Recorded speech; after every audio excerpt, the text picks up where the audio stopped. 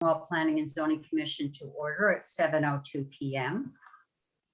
Members, regular members present include myself, Chairman Anna Tamel, Stephen Siccardi, James Laporta, and Christine Gray.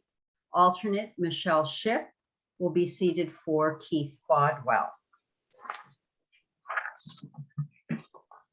The purpose of the public hearing is to hear public comment concerning opting out of the accessory dwelling unit provisions of Public Act 2129.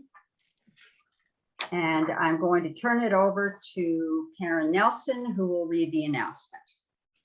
Okay, for the record, there was a notice on the town website since May 26th that reads Town of Cornwall, notice of public hearing, Planning and Zoning Commission.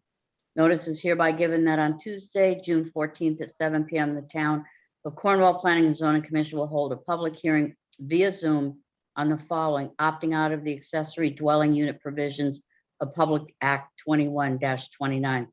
At this hearing, all interested parties may appear and be heard, and written testimony received, email to cwlanges@optonline.net or regular mail. The agenda with Zoom links will be posted on the Town of Cornwall website on June 9th, 2022, dated this 26th day of May, 2022, the legal and signed by myself. It also was published in Waterbury Republican on June 3rd and June 10th of 2022. For the record, there's 4 pieces of correspondence that has been up on the website for a week. The memorandum from Janelle Mullen, which was distributed to the commission for the May 10th meeting. There was an attachment on opting out of accessory apartments, and 2 pieces of email correspondence, both dated May 18th, were received from Jill Cutler and Maggie Cooley. I checked my email at 6:30. There was nothing new, and there was nothing that was received. Even though I'm not in the office, Vera would have notified me that if anything had come in the mail. So that is the record. It's there's nothing else that is legally obligated to be done. All the noticing has been done properly. All right then, and I will just mention, to be sure the record is correct, that this meeting is taking place on June 14th, 2022. The public hearing is going to proceed as follows. I'm going to open the floor to anybody who wants to speak in favor of the amendment. And given the paucity of attendance, I don't think we need to give them a time limit on their comments. Following that, we'll open the floor to people who would like to speak against the amendment. And then we can close the public hearing. So any volunteers to speak in favor of the amendment? If so, we're going to need to see your faces and your hands, or else use the little reactions button to show me a hand up. I see a hand up. And who would that be? Because I don't. I see, but I don't. I see Margie Purnell's hand up. So please go ahead, Margie. What would you like to say? And unmute yourself, please. Yeah, I got the video part, but I didn't get the audio. Sorry, I was scrambling to get home. I was at a conference. I didn't know if I'd be able to say anything. Very briefly, I think it's a very wise decision. I speak in support of opting out. I think the town of Cornwall has already been remarkably proactive with regard to accessory units. And I think the town of Cornwall can continue to do a better job on customizing ADUs for the town of Cornwall, much better than if we were to not opt out and if we were to take the package as is in the statute. So that's it from me. Thank you very much. Short and sweet, but thank you all for holding the hearing. I appreciate it. Gordon's hand is up. Yeah, good evening, everyone. Yeah, I would support opting out. I think similar to what Margie said, I think we can craft things I think this legislation was well intentioned, as the ADUs are a key part in the state's housing strategy, trying to get more housing choice in Connecticut is something that's very vital to the state's future. However, I think if we craft something that will increase the flexibility of ADUs, I think we can go beyond the minimum state requirement and allow them to be somewhat larger than is allowed now. Because I think you look at what's going on in housing in Cornwall, there's very little housing being built, and we need to be more flexible and give people options to do these. And I think also we have seen research that has been done about existing ADUs in town, that they fit harmoniously into the landscape and work right now as far as giving people who work here, live here, an option to do things. So I think we need to build on our success, and that would require us to opt out of the state program as I understand it. So thank you all. For the record, before I ask Ingrid to speak, the speaker was Gordon Ridgway, first select person of the town of Cornwall. I forgot to instruct the speakers to please state your name and any pertinent affiliation. I did mention Margie Purnell's name before she spoke, so I feel comfortable with that. Go ahead, Ingrid. Great, thank you, Anna. So I'm Ingrid Ellen, and I'm part of the Affordable Housing Working Group Steering Committee. I'm always forgetting the name, but that initially recommended that P&Z not opt out, that the town not opt out of the new regulations, and that was our recommendation, because we feel we sort of unanimously agreed that accessory dwelling units are a critical strategy to increase the supply of housing and increase the supply of affordable housing in Cornwall. And they can do so in a way that is, conforms with the rural landscape. They can do so in a very sort of, they can produce really sort of gentle increases in density that, ADUs have been very effective. They're increasingly being adopted and legalized and allowed as of right in states around the country, because they are such a sort of a gentle way to effectively increase the housing stock. That being said, I was very persuaded by Janelle's memo and arguing that actually by not opting out, that the town really limits its options in terms of what the size of ADUs that it can allow, and also the number, whether that's, as of right, or whether it's, by special permit. So I support the proposal to opt out, to give the town more flexibility to craft an ADU strategy that really works for Cornwall. So thank you. Thank you, Ingrid. Anybody else? Barring that, since there are none, I will ask anybody who wants to speak against the opt-out proposal to raise their hands. And Ingrid's hand is still up, but I know she doesn't mean it. What about is Priscilla's hand up by any chance? No? Putting her on the spot. All right, last chance. Anyone to speak against? Seeing no hands, I will then ask for a motion to close this public hearing. Steve Siccardi moves. James Laporta seconds. All in favor. And by the way, Michelle, since you are, wait a minute now, help me out, you experts. Does she get to vote? She's seated. She's seated, Yes, yeah. she gets to vote. One of these days. Everybody in favor, vote. And that decision is unanimous. And so now I'm going to request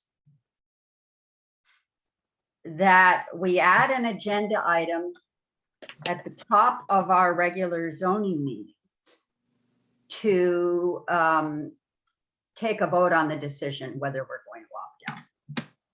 I think we So you- have it under pending applications. Yep. It's already on our agenda. Okay, so we're just going to move that up so that it's the first thing we do. Yep. Move number 3 to number 1. So moved. Yeah, I need all of you to keep me alert. Second. Moved by James, seconded by Steve. All in favor, hands up. Aye. Aye. All right, so now we'll go to the discussion, and I'm asking for a motion that the Planning and Zoning Commission, having held a public hearing on the decision to opt out of the accessory dwelling unit portion of Public Act 21-29, and having no negative comments, either written or oral, from the public, we therefore move that we advise the Board of Selectmen to consider opting out from this public act, which is the second legal step required by the act in order that a town may opt out. So So moved. moved. Second. Moved by Steve, seconded by James. All in favor, raise your hands. So that's another unanimous decision. We'll send that along to Gordon. And Karen, I will just send along a message to Gordon officially on our behalf, even though he's here. Okay. All right. So next, we're going to approve the minutes from the May 10th meeting. I have perused them in detail. I didn't have any corrections. Does anybody on the commission have any corrections? All right, let's have a motion to approve those minutes. Michelle, yay. Someone new. Second. And too late, Steve. James seconded. All in favor, raise your hands. Aye. Okay, that's unanimous. Hey, Then- excuse me. Steve, what shirt are you wearing? I'm wearing your brother's. Nice. Oh, no. Where's everybody else's? Yeah, come on. Didn't you get the memo? What Oh, look year at is that shirt from? I got Mine? this shirt. Mine's from and I had last no year, I think. clothes. 2 years ago. That Cool. was older than 2 years ago. Yeah, yours is a little older, right?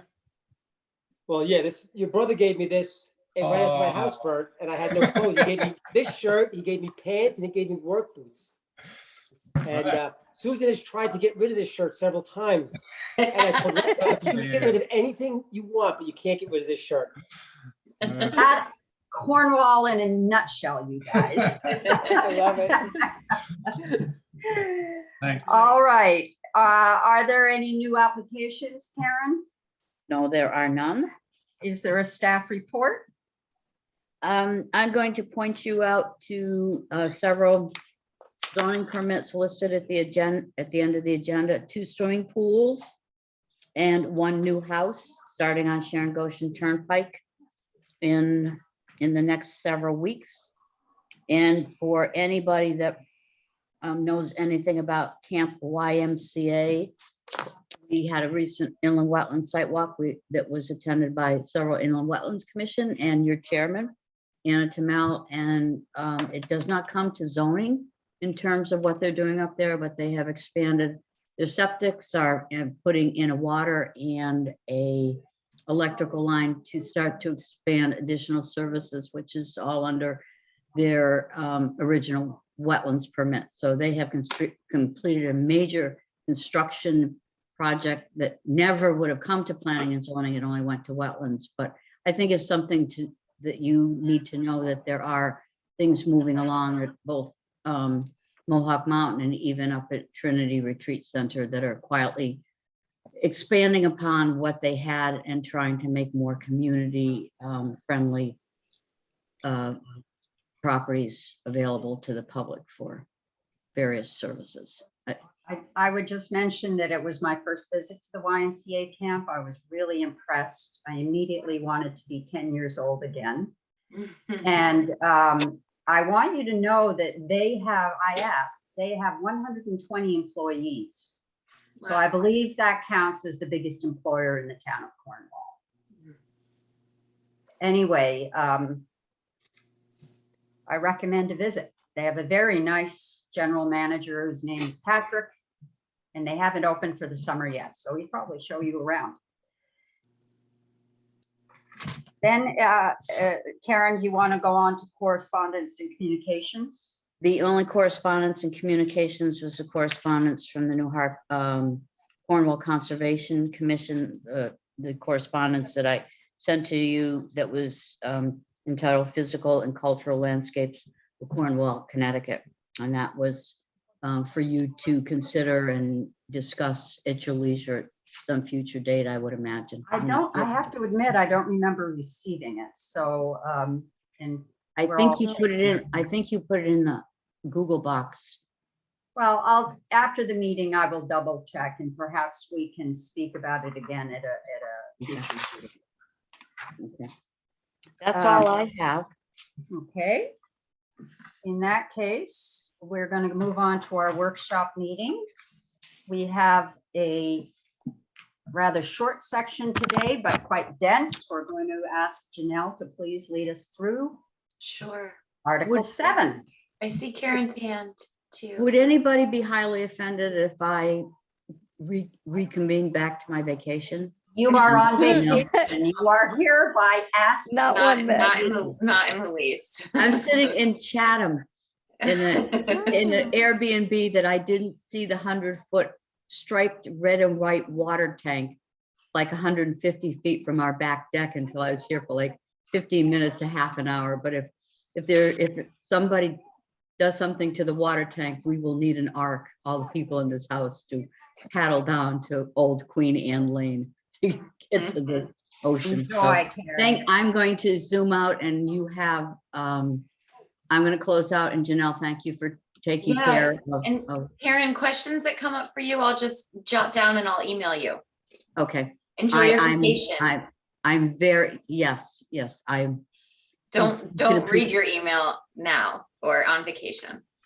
I won't. Thank you. Bye-bye. We appreciate you helping us, even though you're supposed to be resting.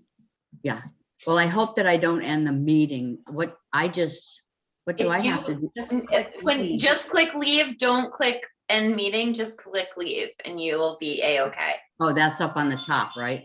Mhm. Okay. Just don't say end meeting for all. Oh, I'm gonna just leave meeting. Okay. Yeah, Okay, enjoy. I will. Am I gone? No, that's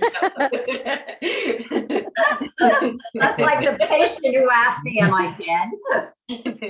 Assign a new host. I did. Yep. Yep. Okay.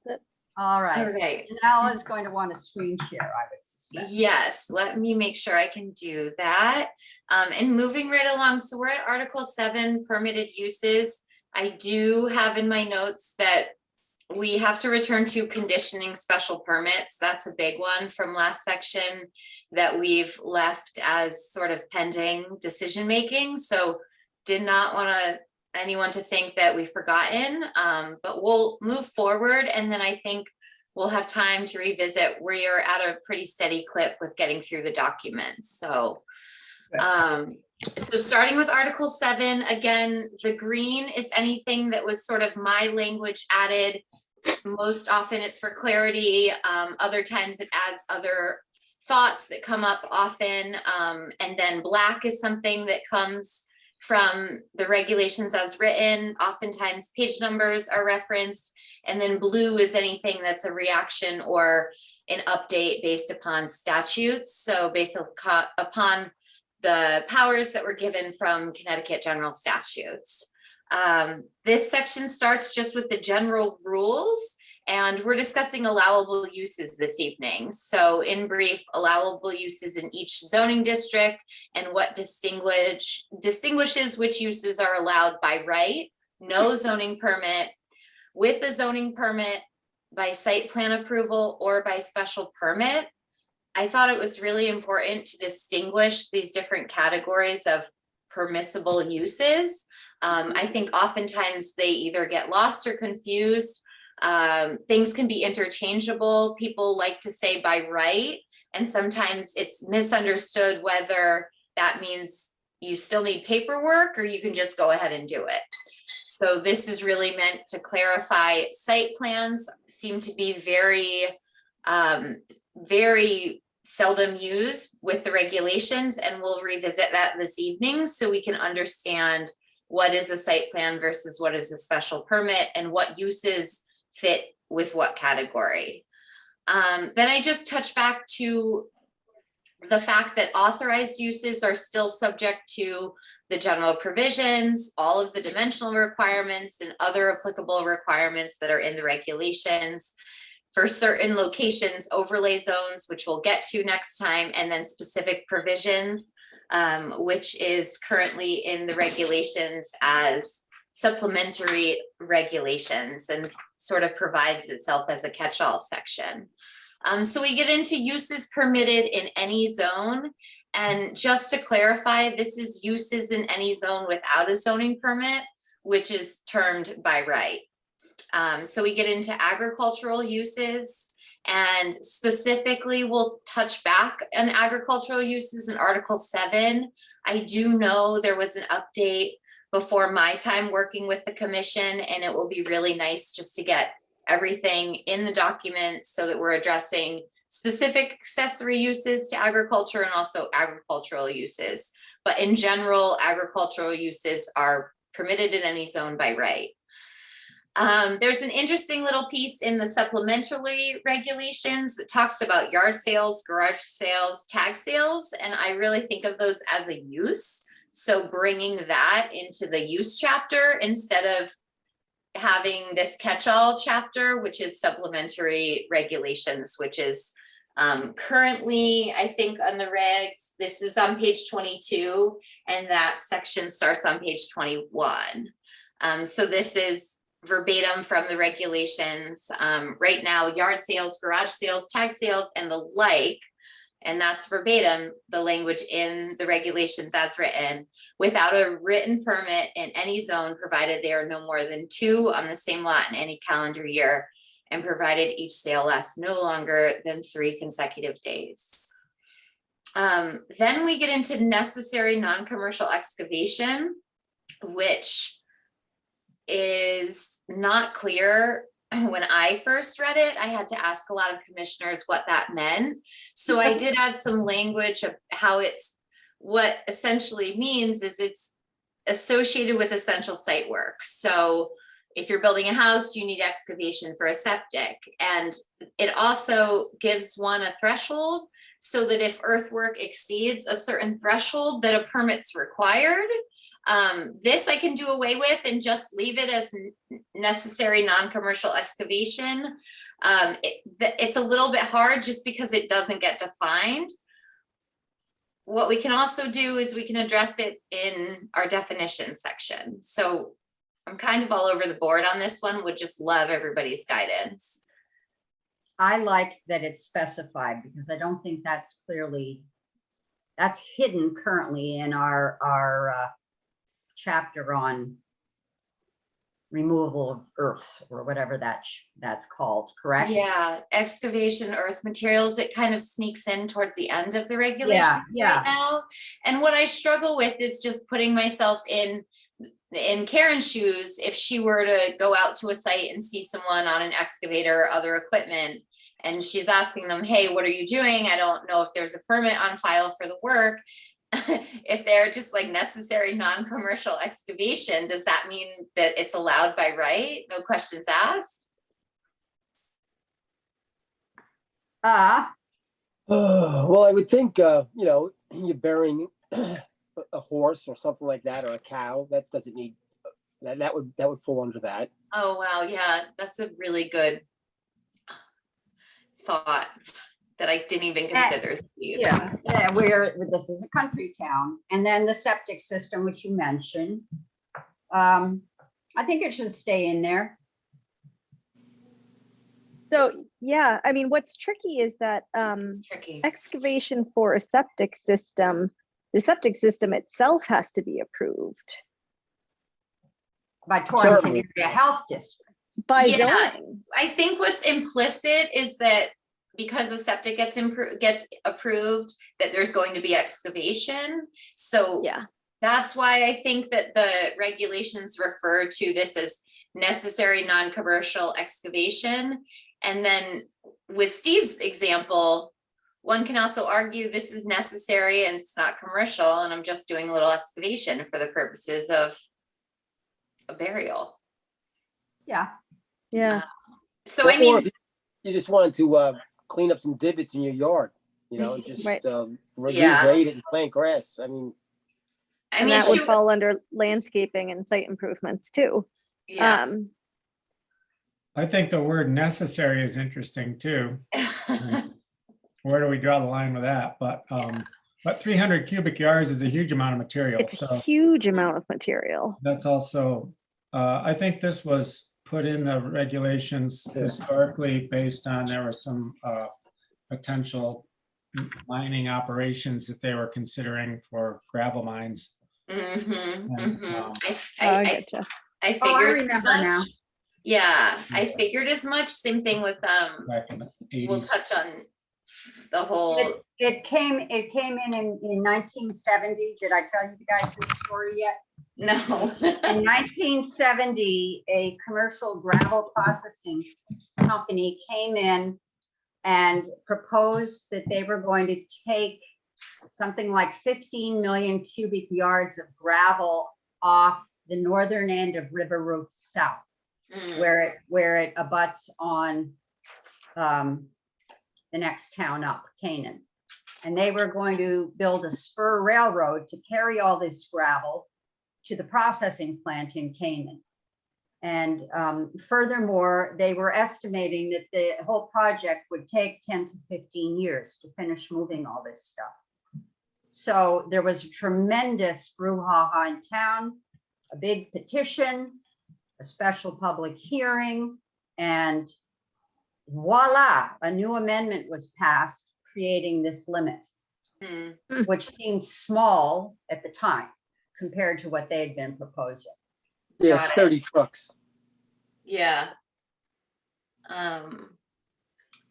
I So mean, if we can put it on our list of things to go back over again at some point in the future when we might want to spruce up some of our regulations.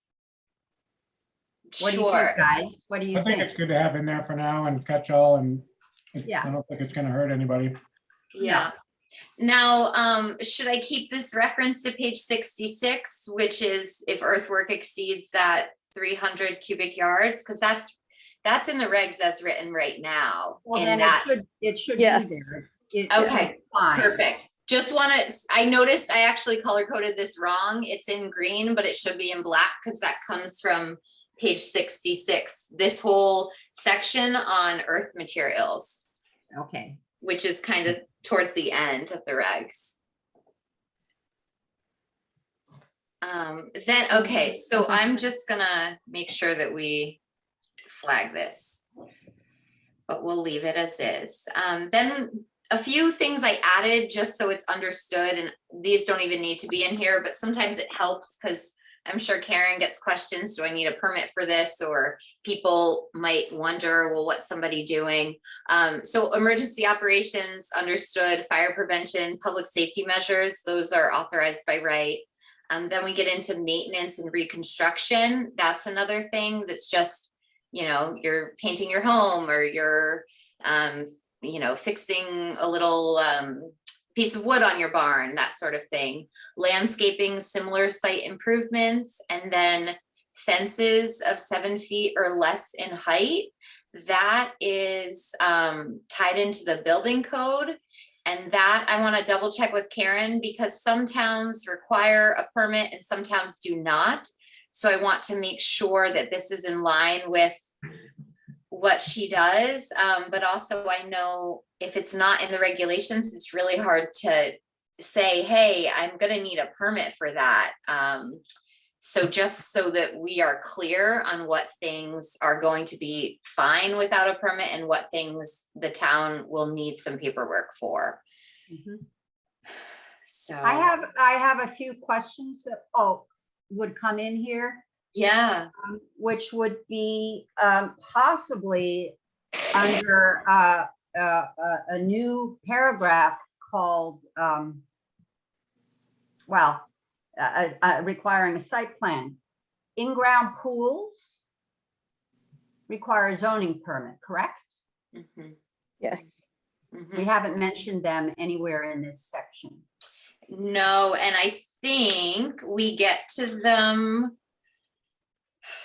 They are in the, let me verify, but I believe that they are in the supplementary. Yes, they are. So they're on page 23, currently in the regulations under tennis courts and swimming pools. It's section 5.9. And it says tennis courts and like recreational facilities, swimming pools, including but not limited to decks, pumps, bathhouses shall be subject to all of the required setbacks of Article 6 or 4 rather, and require zoning permits. So that is a really good point, because we should pull that into uses. If you Right. think we should take it out of supplementary. Is Yes. it a use? I don't think it's a zoning use. It is a. I look at it as accessory.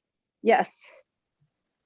I'm thinking about this section as a place for the ordinary person to go to get a quick rundown on what they're allowed to do on their property. They're new to Cornwall, the regs are daunting. It says uses permitted in any zone without a zoning permit. We want to tell them what they can and can't do and how they would do it. And people, look at all these zoning permits we've had for swimming pools lately. Now, Anna, and not to jump ahead, but we will get to when we get into the residential zone section. So accessory use is actually accessory structures is the language that's used in the regulation. And then is that defined under our definitions? Is that long list in there? And that's what I'm flipping back to right now.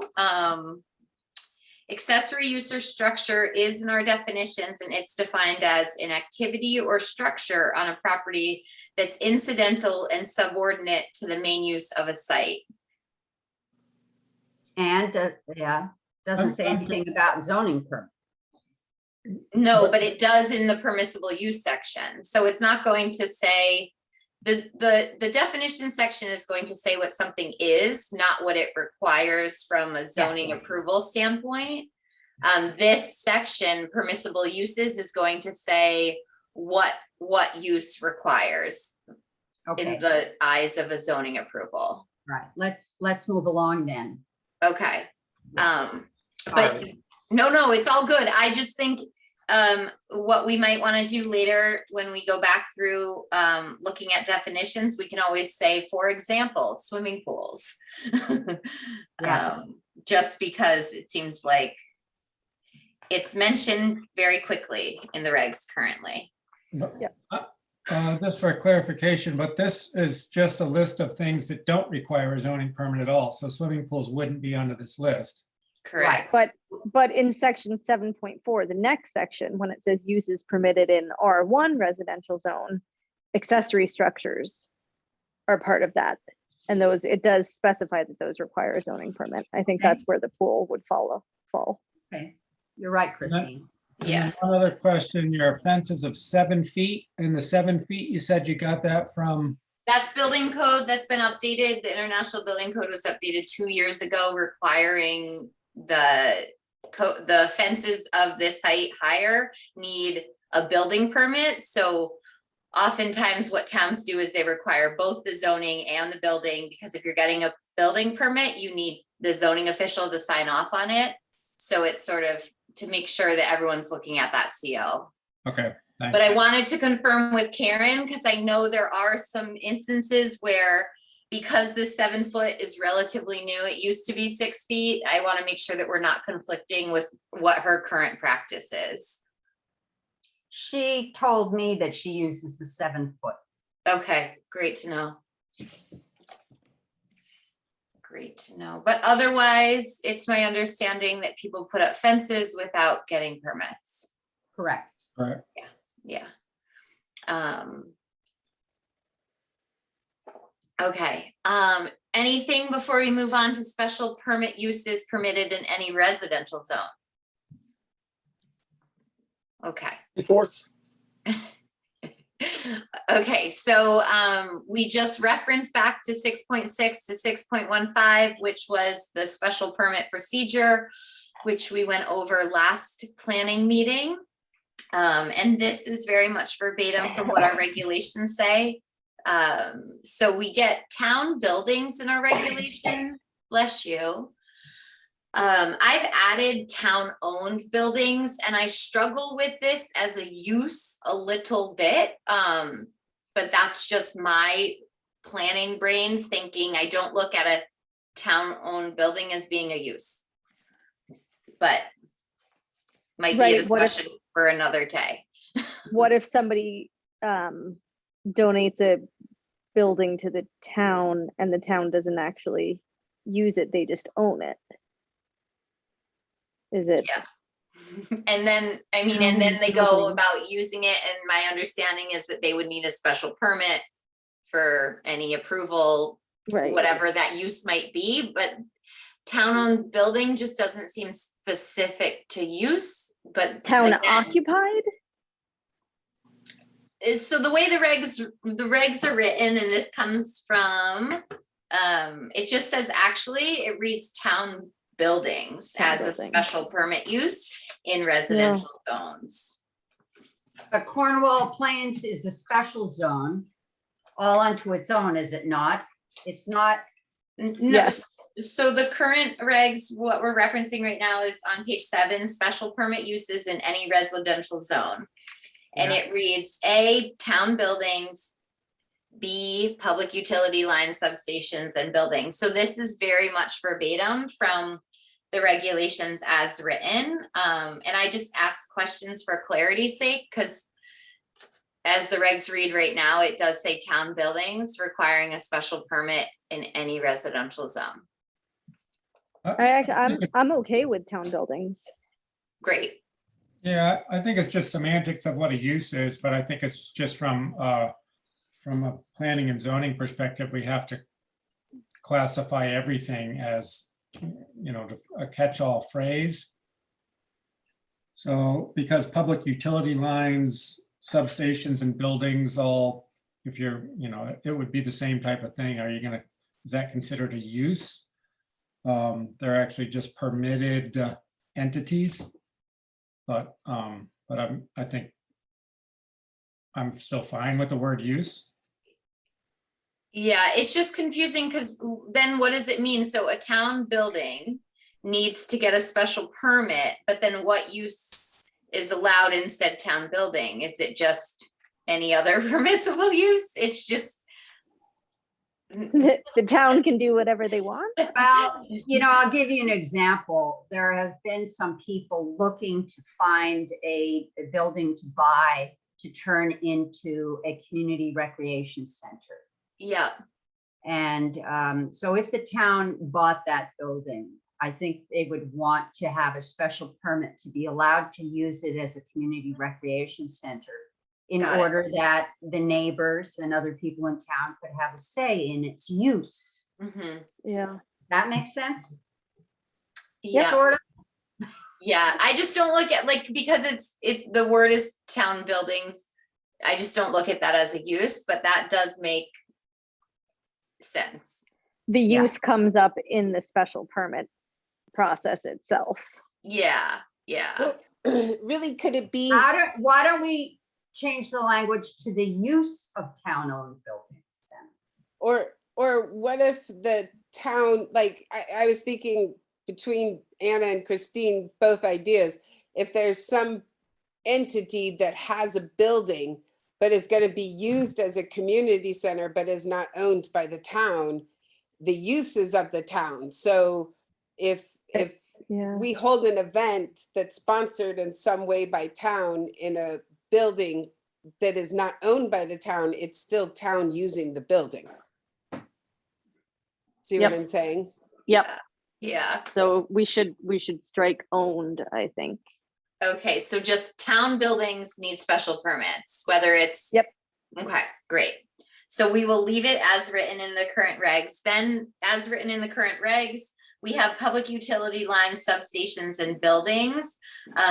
Oftentimes, these things do get exempt from local jurisdictions, so I just put that in parentheses so that it's known. There are situations that we have no control. So just making note of that. Then we have firehouses and libraries. Again, language is verbatim from the regs. Cemeteries and churches. I've taken away the and I have made it an ampersand. That's just a stylistic choice. I can put back in the and if that's preferred. We've No got problem. more important stuff to worry about. Okay, then we get into town parks and playgrounds. So that's another special permit use permitted in any residential zone.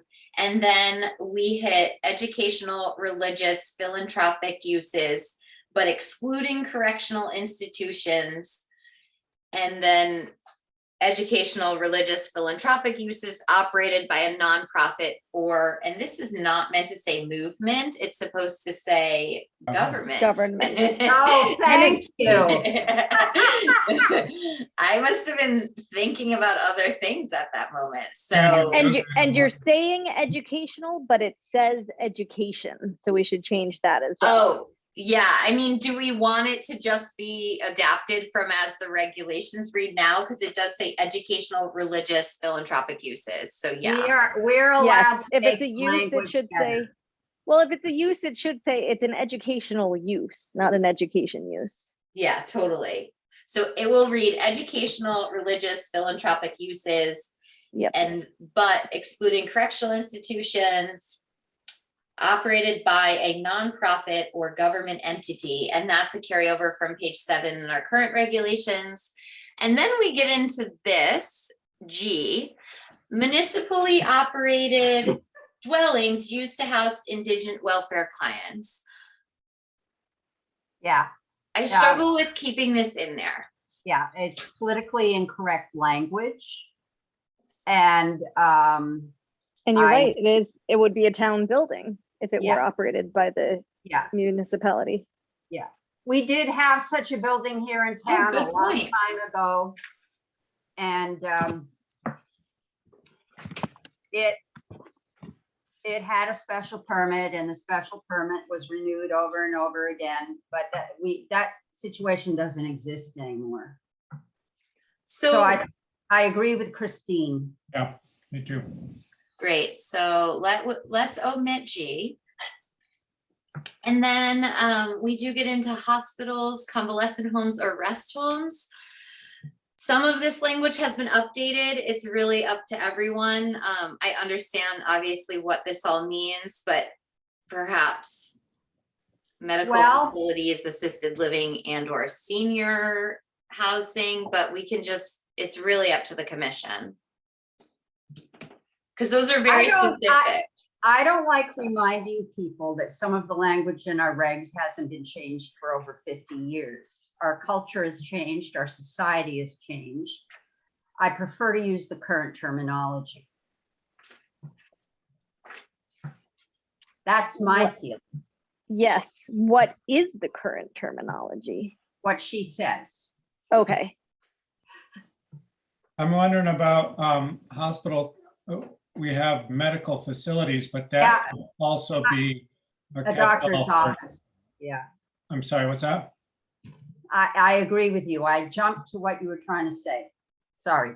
No, well, I think I was just curious. I mean, I would hesitate to use that as a statement in there because that might catch some other things that it was not designed to say.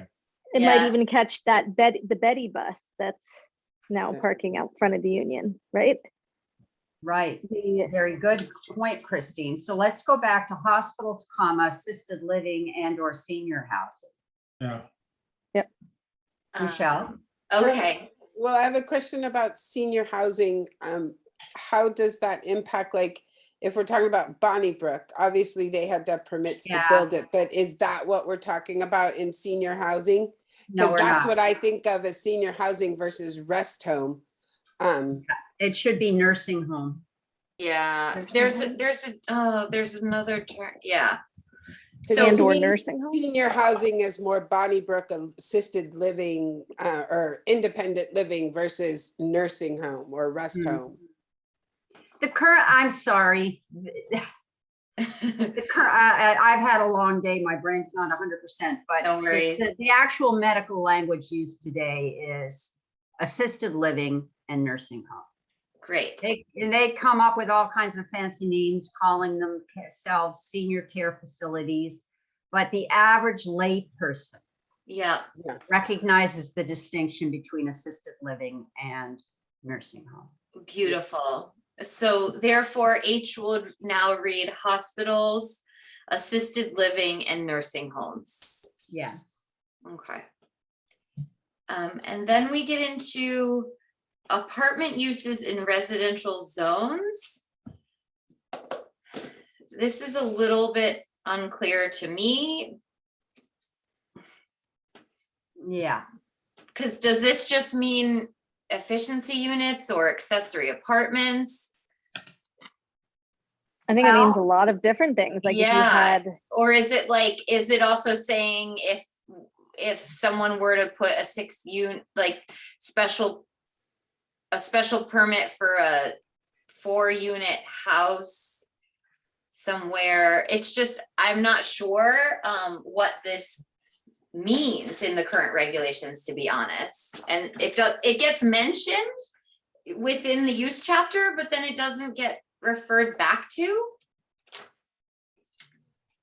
This is the special permit use, correct? Yeah, yeah. All right, so this is meant for the conversion of a large old house into a maximum of 4 apartments. Isn't that, that's currently in our regs. Correct, yes, So it is. we could clarify the language and include to be, let's see, apartments can find a language for conversion. I thought, isn't it still, with our current regs, we had a stipulation of single family dwelling units, right? So if you have an apartment that's converted over, there was limits to, you couldn't have 4 different families in there. I'd be really careful about having those sort of stipulations. Well, that, I'm just saying historically, I think in our, that is how our regs read currently. That we do have restrictions on, that's like page 2 or something, right? It's so embarrassing that we don't know the details of our own. No, well, I think, no, I don't think so at all. I think it takes like really getting to know the document and then being like, wait, what does it say? Because I'm often referring back to things. And Madam Chair, my understanding is that the conversions of larger houses, I think that's only allowed in Cornwall Plains Zone, if I remember correctly. Okay, yes, that's correct. Because Cornwall Plains had all those big old institutional buildings left over from Marvelwood School. Yeah. Yeah, and I actually have it pulled, yeah, so Like, uses in R1 is single family dwelling together with such structures or uses which are accessory. That in R3, same thing. They're all spelling out single family dwellings together. So I'm just not sure if as an apartment use, you're right, it is a little bit vague. yeah, and the only place I can think that it gets mentioned again, I think might be in supplemental requirements when we start talking about accessory apartments. but it's not. When it's listed like this as a use for special permit in all residential zones, there's a little bit of lack of clarity. What does that mean? Apartment uses in residential zones. Well, why don't we just leave it out since we have no idea what it means? Well, the problem is if then we couldn't have an apartment use. Well, Right. well, It's not a use of by right in our regs to have, so we better have some way that we can allow for apartments. well, so we discussed accessory dwelling units within the specific residential zones, so we'll get to that with R1. Page 36 of the current regulations does go back to apartment uses in residential zones. It looks like this was added in 2012. Oh, and Well, the that chair was- hasn't gotten that far into the history yet. No, but I have 2012, we changed our accessory apartment regs. Yeah, so it actually then goes on to talk about accessory apartments. Right. So, So what we really need to describe is what the current situation is, which is an accessory apartment in a detached accessory structure requires a special permit. so I go on to do that in R1.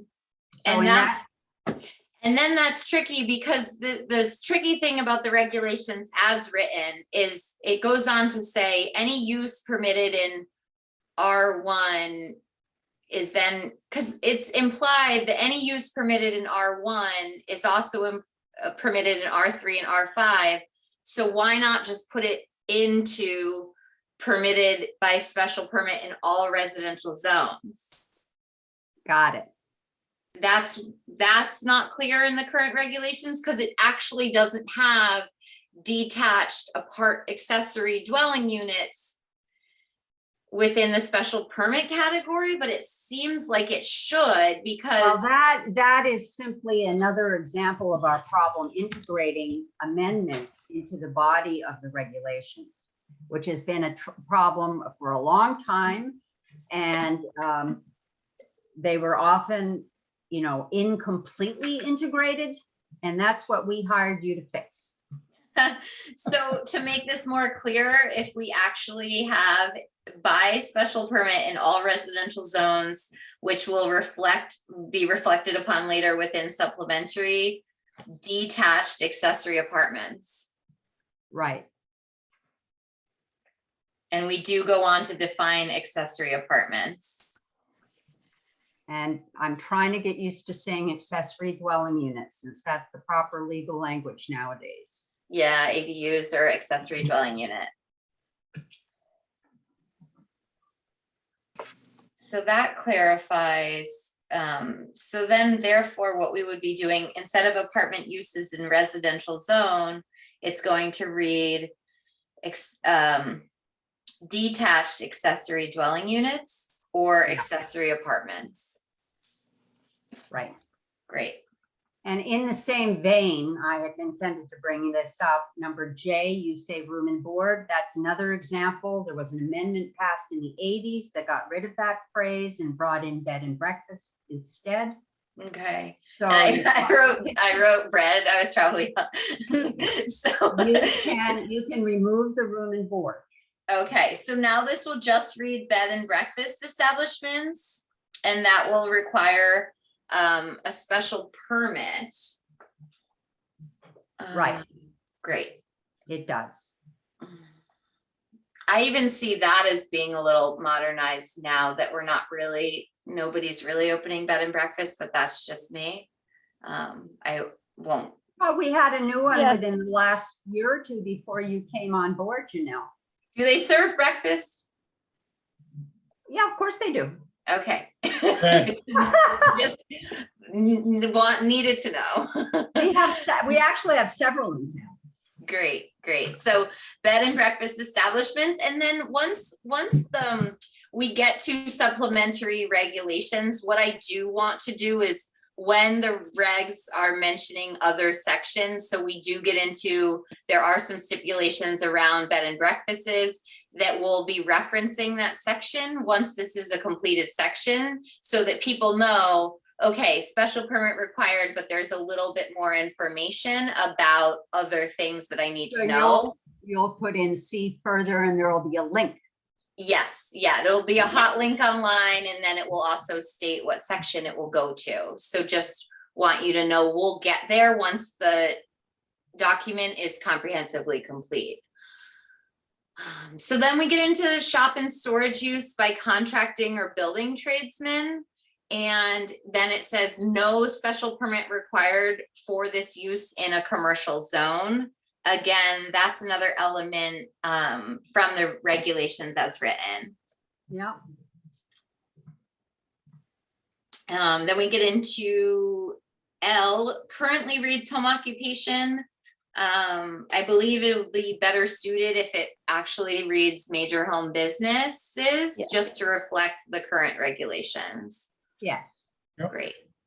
Then we get into lots for single family residential use located on a private street as provided for in the subdivision regulations, or for 2 lots served by a common access way.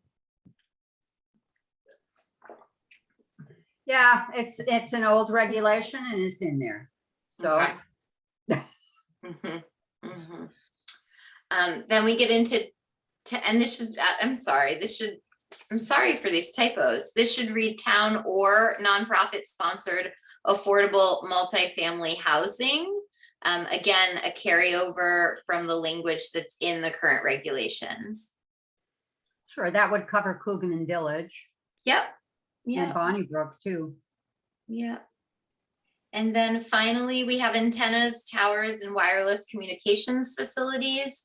And I just noted if P and Z has jurisdiction, there are many situations Pura takes over that jurisdiction. So sadly, we're not always involved with that decision making, but We know that well. Those of us, James and Figure. Steve and I, many years ago, went through an effort to regulate tower placement. Controversial here in town, and we did the best we could. So that's maybe a 10-year-old. yeah, Yeah. yeah. I think I've read about the Bell Road situation. Yes. Yeah. It's one of them. Okay, then we get into specific to R1. So within the regulations currently, we get a little definition, and it just says the land in the R1 zone is generally relatively level, and that's what's written in the regulations. I might be due for an update. Well drained and accessible to highways and or village centers. This division into R1, R3, and R5 Yeah. came about as a result of a federal housing and urban development contract in 1965, which allowed us to hire a group of consultants to fix our regs for us. So they divided the town into R1, R3, and R5. 4% of the land in town is R1, 38% is R3, and 58% is R5. And it was largely based on the geographical characteristics of the land, which is why they threw in those descriptors. So that's how old this is. But it seems still appropriate to me. Most people understand that there are 3 different types of residential zones in town. Why don't we say the land in the R1 zone is mostly generally relatively level?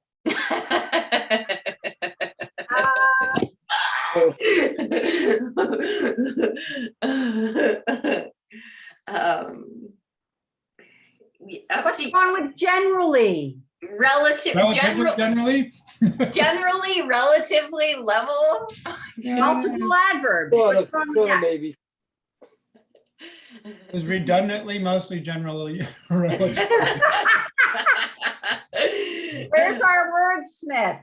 And how about relatively level? Relatively. Fine, Perfect. fine. Okay, because generally is a really not descriptive term normally.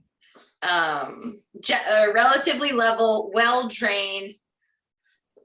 And accessible to highways. Yeah, that one I struggle with because I don't really think of the public roadways in Cornwall as highway accessible. Could we say major Those are the roads? highways, Janelle. Yeah. Getting on Route 4 or Route 7 or one of those, that when those were written, those were considered the highways. Absolutely. Route 4 and Route 7. And Those were the highways. accessible to, should we say public roadways or not even? I mean, Look, we're all the R1 residential zones consist of Cornwall Bridge, Cornwall Plains, which has currently its own separate designation. So it's actually only West Cornwall and Cornwall Bridge. They each have a highway. Are they state roads, not town roads? Is that? Yeah, Yes, like they're Route 4, state roads. 7, Maybe we could just 45. and accessible to state roads. Yeah, that sounds fair. Okay. Big roads that have lines painted down the center of them. Not dirt roads. Yeah. All right. And or village centers. Okay, so and uses permitted in R1 zone. This is not specified in the regs as written, but this is, I'm assuming, requiring a zoning permit. Yes, and Great. And it's so nice to clarify that. I think that's so good. I need to fix this spacing, but I need to bring this A down, but A is single family dwellings. And then we do have signs and parking areas subject to the requirements of section 9. And I look at all of that as just being signs and parking, like it's going to be accessory to something. Because right now it has uses permitted in R1, single family dwellings, and then it separately has signs and parking areas. Yeah, that's strange. I find that very strange. I don't know why. It's probably archaic. I just look at accessory structures. It needs to be specified that accessory structures require zoning permits. I think that's a given, but this signs and parking areas within R1 zone. Well, think about Trinity Conference Center in West Cornwall. I just look at B, setting signs and parking areas to be a standalone use. Okay, well then that's fine. When it usually is, signs are accessory to something, as are parking areas. I'm not married to anything here, so whatever the commission members want. Yeah, I gotta think that one through after we go through all the regs and just make sure that they're covered somewhere, right? Oh, for sure. There's going to be a whole section on signs. Right. and The parking sign areas. section, yeah. Yeah, and then we're going to get into residential versus commercial. It actually seems redundant to have it there. That's I what don't think, Yeah, I just never understood its placement here. Yeah. Okay, so I'm definitely starring it in my notes and then moving on. And so getting into the next few things, these are all statutorily required, and they often get very quickly brushed over, or regulations don't have them at all. I think it's helpful to know that these are required to be permitted as single family homes, and it's all tied to statute of various years. Temporary healthcare structures was the first opt-out provision. I think that was in 2016, and that's what people call granny pods. So essentially, if you wanted to have a temporary healthcare structure on your lot, the town can't require you to have a special permit. It's just by right, a zoning permit. The town made a conscious decision at that time not to opt out of that. Yeah. So just putting it into the regulations so that it's understood. And group homes and family daycare homes, those are tied to statute. And then we get into minor home business. And again, I'll reference 8.16, but that's by zoning permit based on the regulatory update that was somewhat recent. Excuse me, Janelle, what's a group home? A group home is going to be something that's state licensed that people live at, whether they are recovering alcoholics or addicts. Or we had a group home on, Blind people, it can be. yeah, developmentally deaf disabled people. people. Yeah. Yeah, we've Yeah. had Okay. several such group homes in town. When I moved here, there was one, and all of those 6 girls that were living there with this lovely couple, the Baileys. Yeah, they were, I knew them all well for many. Yeah, yeah. Their neighbors. So. Yeah. Okay. So it's fine. We can't say no. And the law has told us we can't say no, and I think it's as it should be. Yeah, no, I just wanted to make sure I knew what it was. Yeah, I can always grab that definition if you want me to pop it into our definition section as well. Maybe all of these. Yeah, that's a good point, actually. I'll do that. So then one. we get into uses permitted in R1 zone requiring site plan. And like I said, they're few and far between, but we do have attached accessory dwelling units within our current regulations. Those simply require the site plan. And then we get into any special permit that's listed in all zones, all residential zones is also allowed in R1. This is very much in line with how the current regulations are written. It's also implied. Then we move to R3. R3 is described as natural limitations for development, very widely within the R3 zone. Generally, the land in this zone consists of hilly upland areas, open spaces, and agricultural land. I would add comma and wetlands based on my own property, but no, never mind.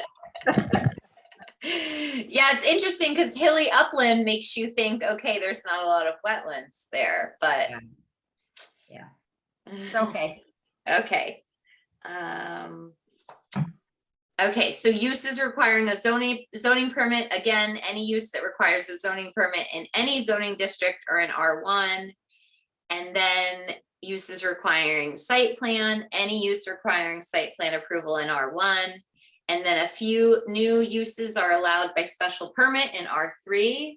And those include outdoor recreational areas, such as ski areas, golf courses, riding stables, and recreational campgrounds.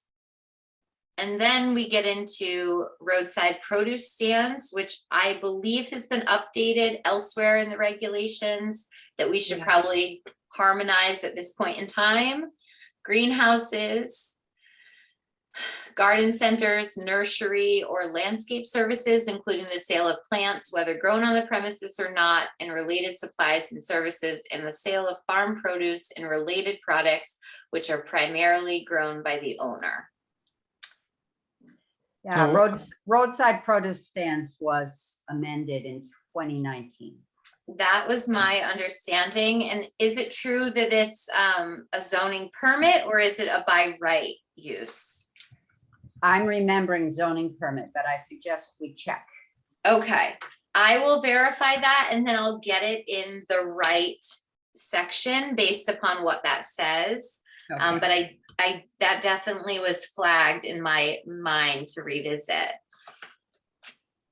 And then Dan, you were on that subcommittee, do you remember? Yeah, and I was also curious, didn't we, I thought we didn't just restrict it to R3 and up. Like, why would we punish the R1 people and not let them have a egg stand outside? Well, yes, I'm not sure Yeah. that James, Good I think that's where the regulations went, but I don't think they were comprehensively updated. Right, because we do Janelle, have, Janelle has a copy of the new reg and she'll refer to it, and so will some of us. Just to be sure. yeah, and you know, a lot of that stuff, agricultural use by right anyways. Right. Yeah, my question is just, so the current regulations as written, it does say greenhouses require a special permit. And I struggle with that because I think like many people have greenhouses on their properties as an accessory use. So greenhouses, is this more of the commercial use A of a greenhouse? commercial, I'm sure the intention was commercial greenhouse. Okay. Okay. Is it okay if we clarify with that language, commercial greenhouses? Sure. Yeah. Okay. Okay, That's fine to me. great. So this will now read commercial greenhouses, garden centers, nursery, or landscape services, including the sale of plants, whether grown on the premises or not, and related supplies and services, and the sale of farm produce and related products, which are primarily grown by the owner. I struggle with that by the owner, because what if it's a lessee or a tenant that is doing all the growing and it's not necessarily the person that owns the property? I think I'm that was going- put in there, so I didn't run up to Stop and Shop and buy a bunch of corn and put it on my farm stand. So I think you might be That fine. I fully get. That I understand. You could Or the change it to resident, maybe you could occupant. put resident or the occupant. Great. Yeah. Yeah, I think occupant might be a choice term there. You know, I'm reading the agricultural amendment as we speak, Hmm. as Tom McGowan wrote it up for us to allow it to be integrated. And I don't understand it. I've worked through it and tried to integrate it into the regulations as written, and it was a tricky little piece. A farms, okay. When, oh, we have to, Farmstand now requires only a zoning permit. Great. And I'm assuming that's in all zones or all residential zones? This is a permitted accessory use for farms. You have to So, be a farm to have a farm stand. okay. And we still want the majority to be grown on the farm premises. I think that is where, Madam Chair, that'll get worked into so accessory is, rather, agriculture is going to have a section in supplemental regulations, which is not after this, but the following, so section 9, and that's where we can get into these more details around the agricultural regulations. That sounds fine. And then you Yeah. can refer to them. And I think for the purposes of this section, just making sure that roadside produce stands are permitted by zoning permit. Yes. Yeah, Yes, great. that's all we need to say. Perfect. So then we are at permanent sawmills for limited commercial use, and that later gets mentioned. So I want to make sure that we reference that just so it's understood what that use means.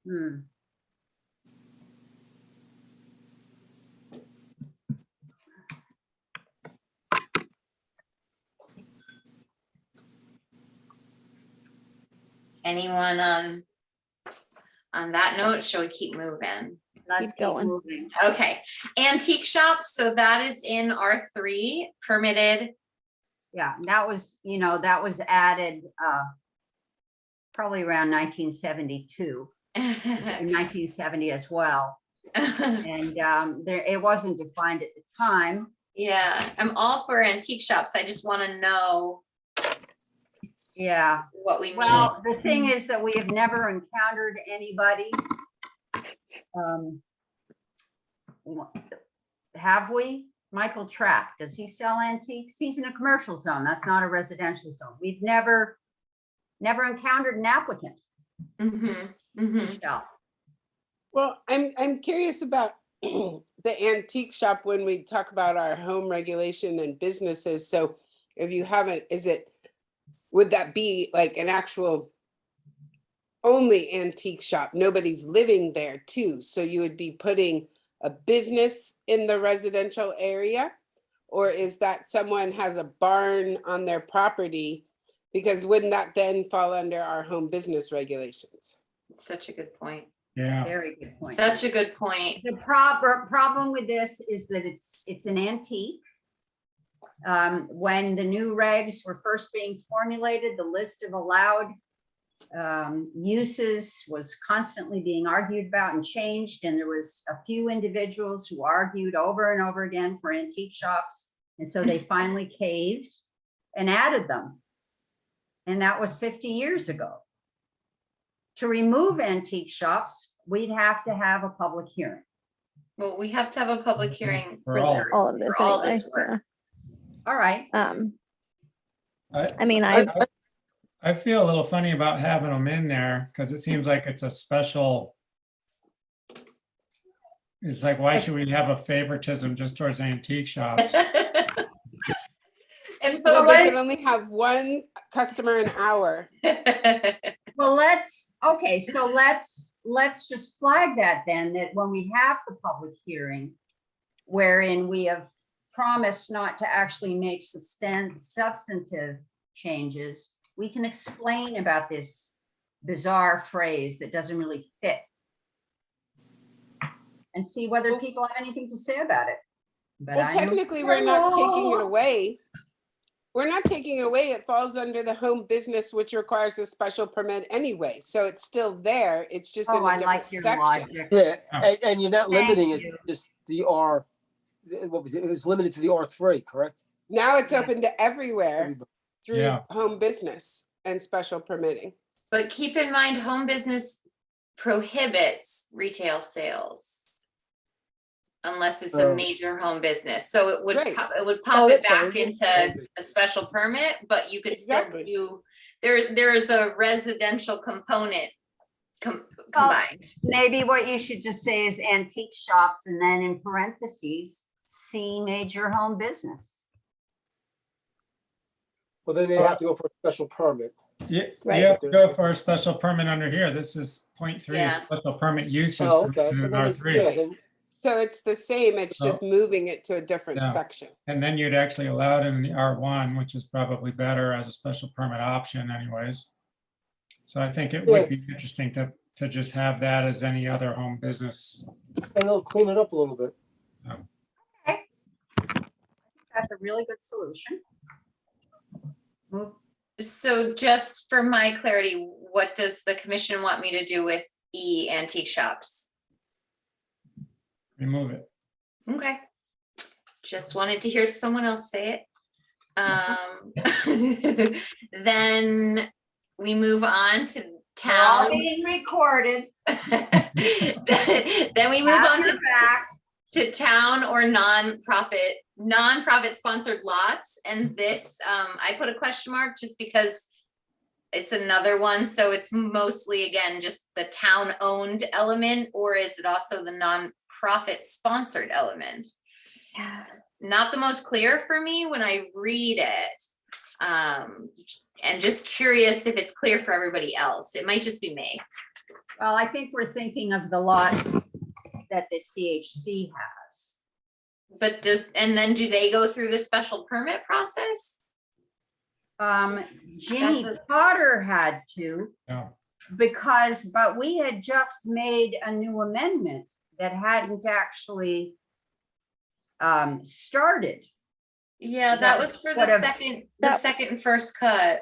Yeah, Yes. that was for the subdivision, though. Oh, second cut, yeah. Yeah, so this is just tricky because does that mean town or nonprofit lots that's in special permit. It's Yeah. it's just not wholly clear to me what Oh, that Maggie means. Cooley has her hand up. Yay, Maggie, Yay. explain it to us.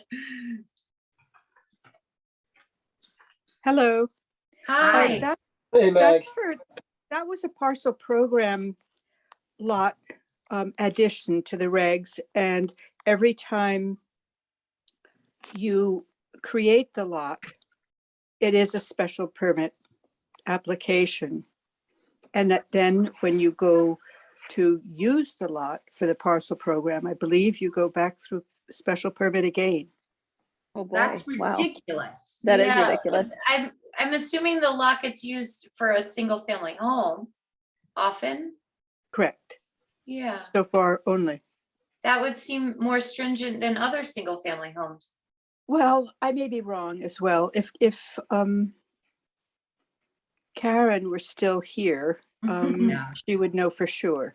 Got But it. no, I think when you create the lot, that's through subdivision, right? It could be a lot modification depending upon Right. the title.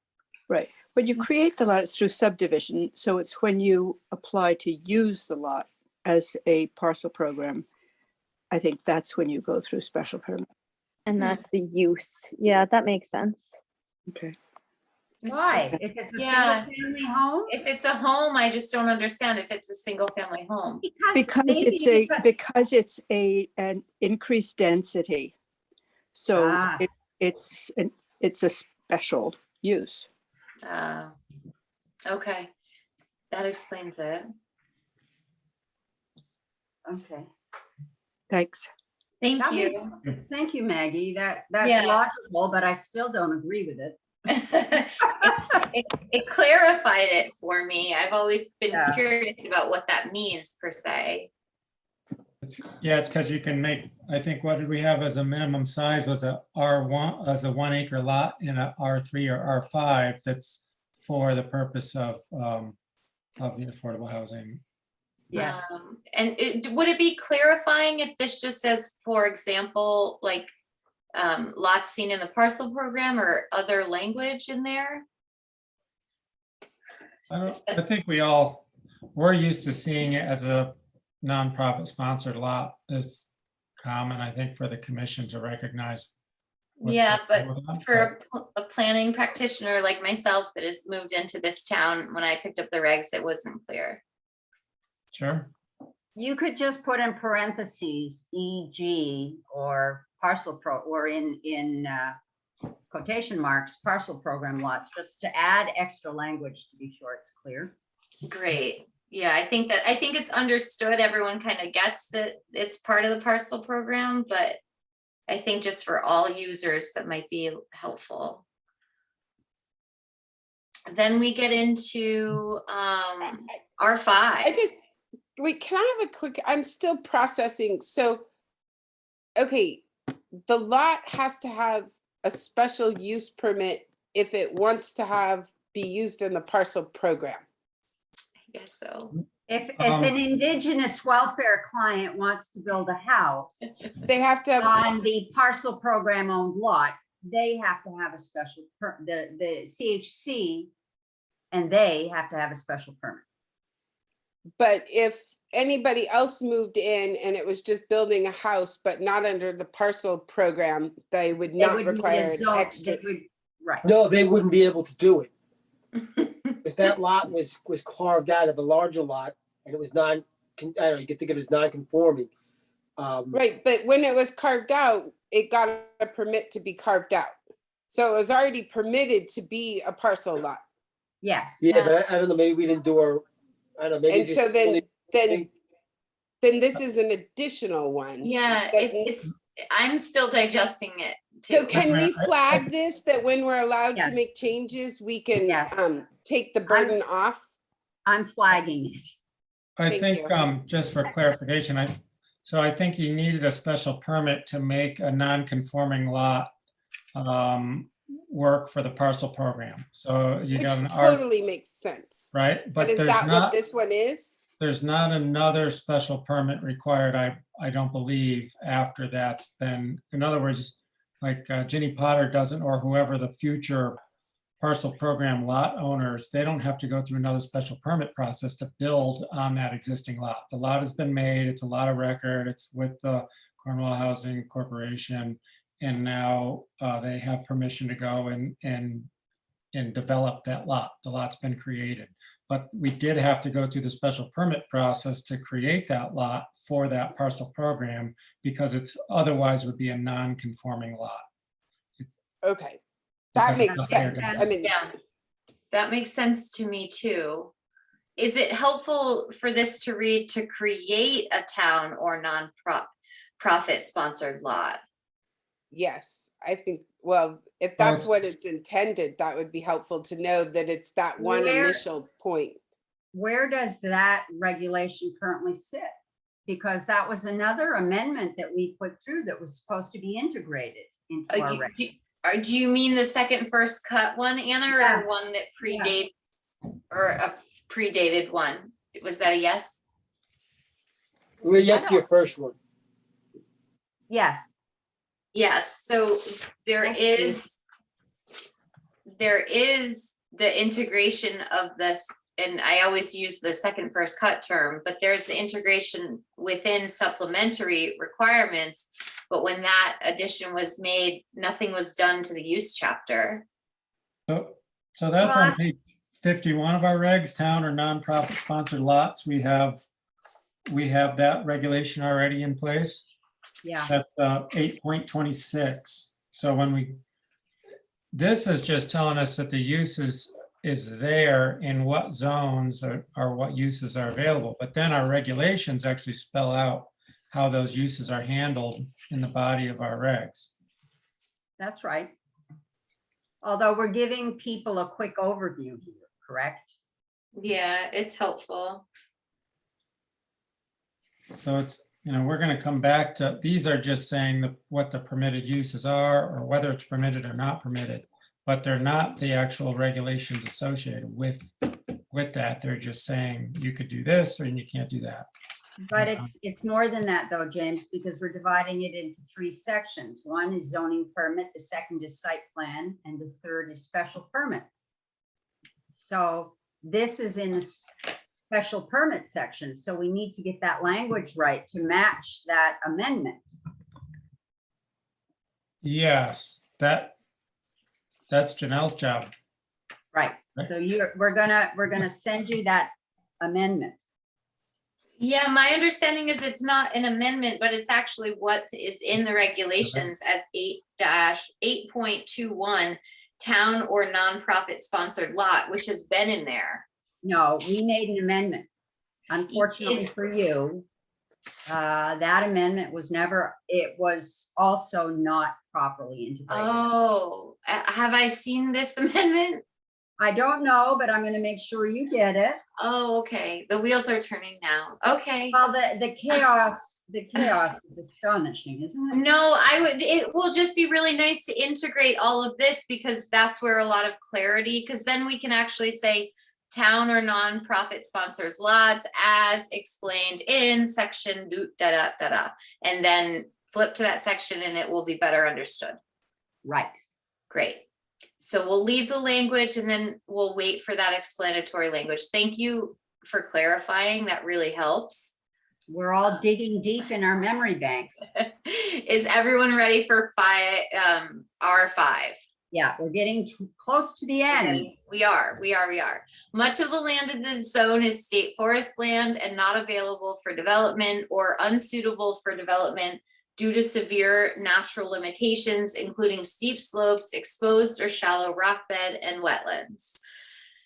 Use is permitted in R5, requiring a zoning permit. Just a little clarifying language was added. A, any use that requires a zoning permit in any zone district or an R1 or R3. Point 2, use is permitted in R5, requiring a site plan. Any use requiring a site plan. And then subject to special permit, we add commercial kennels and veterinary hospitals in this specific zone. And then Okay, I'm assuming, not to assume anything, do You want me to go ahead and define commercial kennels and veterinary hospitals in the definition section? I think that would be helpful. Okay. Better to have too many definitions than too few. Yeah, great. I will underline those. Then we get into general business. These zones are located in the village center areas and permit a variety of business uses. Uses permitted in GB zones by requiring a special permit include A, farmer's market, subject to compliance with the standards set forth in. We might update this number based upon where this section lives. And we might update it based upon the recent agriculture amendment. Then we get into uses subject to site plan approval. Any site plan use permitted in a residential zone. Then we get into retail stores and trades. Sorry, Janelle. Yeah, no, this is great. Can we go back just to the Sure. beginning? 7.61A, any use that requires a zoning permit in any zoning district or in R1 or R3? Because I think the regs currently just say it's uses permitted in R1 or R3. It says a residential zone for GB. No, we're on 7.6 R5 zone. Oh, sorry, we're jumping back. Okay. Yeah, that's just because I was looking through our regs. No.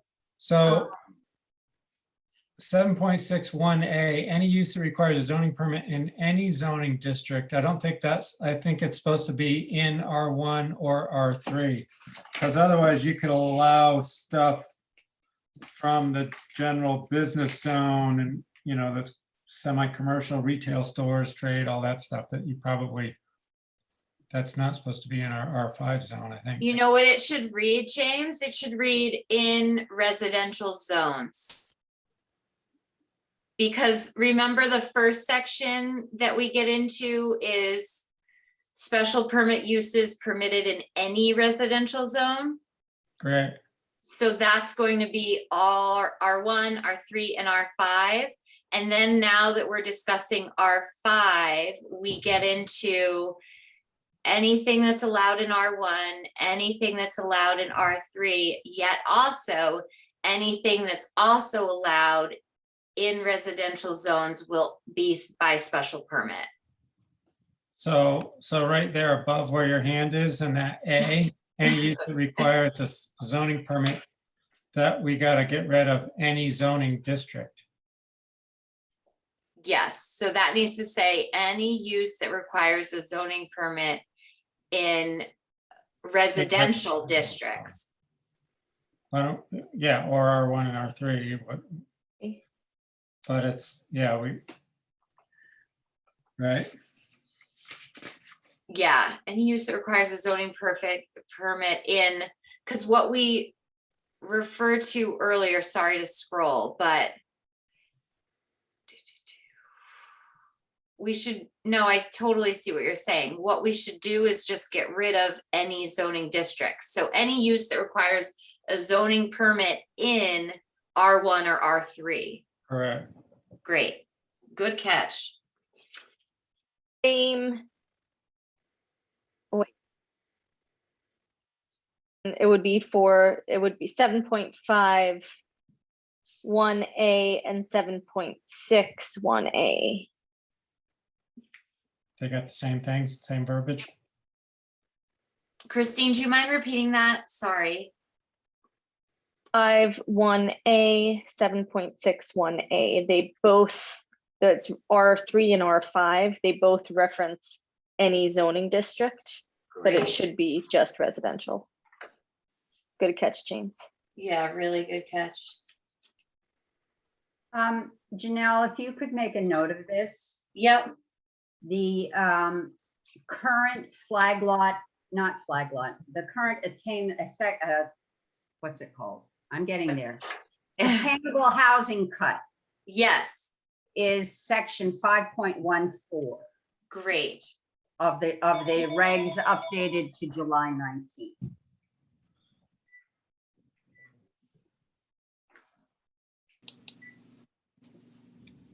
Perfect.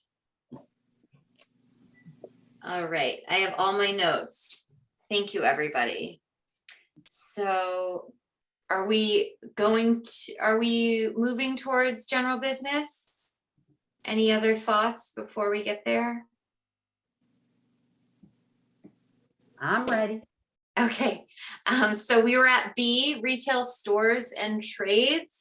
And I'm so sorry. Can we go back? This is just a yes, go back to 7.71. 7.71. Point one, permitted in the GB zones. And Yep. now every other point one, you have parentheses instead of by. Mm, Can we just make it the same?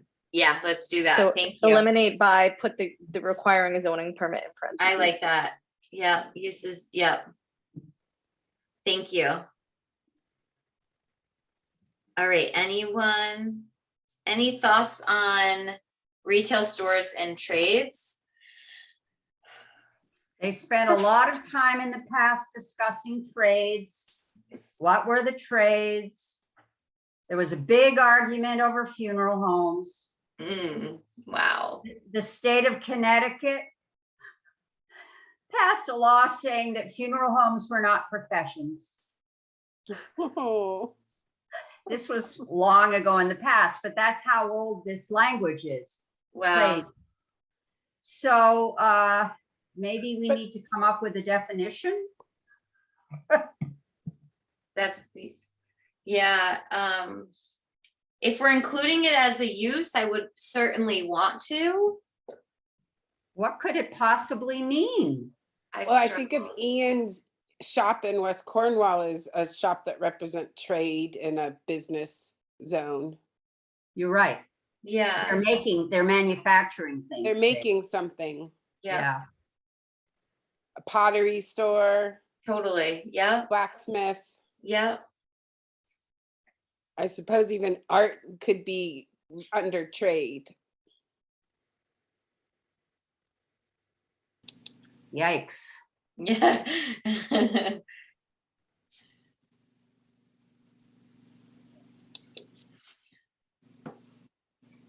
Well, the original regs included a lot of discussion about products that were made on the premises. Yeah. And I think that's the intention when the word is trades, that these are places that make and sell their own products. And we have places like that. Why don't I work on a definition? Okay. Just based on this conversation has really helped.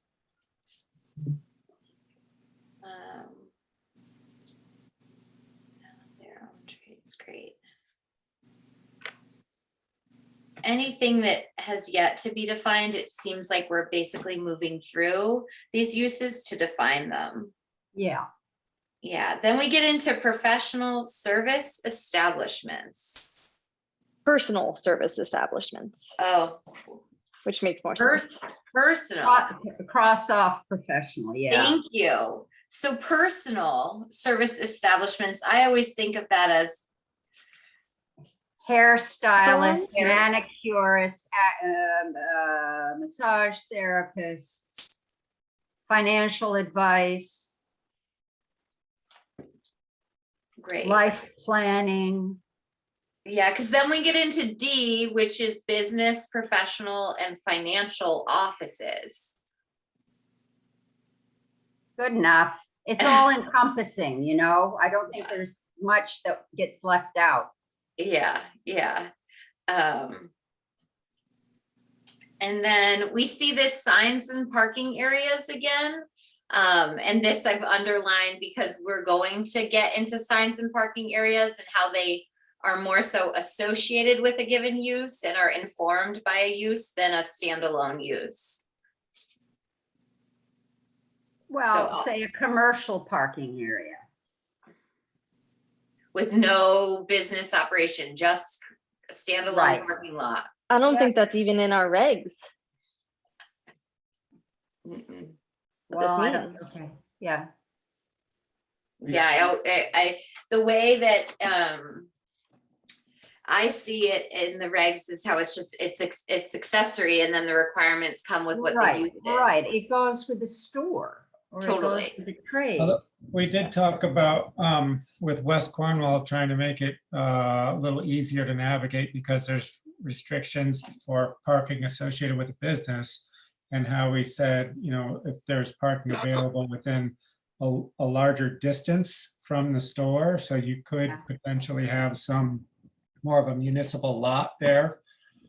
Seems kind of funny to say that when we're talking about West Cornwall, but you guys get the idea that you could have, you know, somebody's area that could handle some extra cars and people could park there and then walk around the town.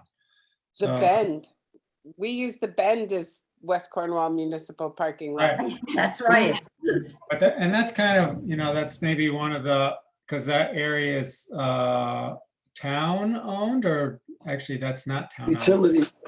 Utility owned. But, or town And it used, has a so, bathroom. yeah, but just as an aside, to make sure that that's still, you know, in the future, that would still be an option if This we wouldn't, need the parking area. Well, this anything, wouldn't pertain to billboards like signs, right? Like if you just had a lot and you just put a sign up, that's not what this means. Okay. So it really does seem like it's unnecessary, or rather redundant. Mhm. That's how I have always looked at it. Let's make an As executive is F. decision to cross it out. E and F are both redundant. Yes. Okay, great. Yeah, because F is already dealt with because we allow it residentially. So then we get back up to the top. Uses permitted in the general business zone subject to a special permit. Any special permit use, and please bear in mind a lot of this spacing, I will do like a big fix once this comprehensive document is together. I'm persnickety about that, but for the purposes of getting through it, I'll come back and fix all of this. So any special permit use which is allowed in any residential zone, and then hotels, motels, and restaurants are all lumped together under B.